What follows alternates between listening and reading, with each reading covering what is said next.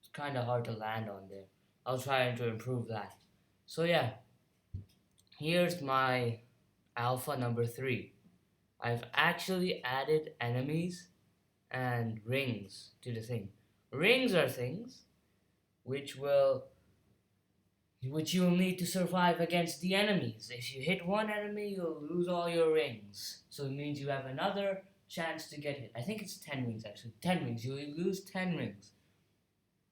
So yeah, that's your last chance when you get 10 rings lost. When you have like 20 rings, you have 3 chances before dying. But if you jump off, you're automatically dead. So yeah, guys, I hope you enjoyed this demonstration of the Alpha 3. It's a bit different, it's newer.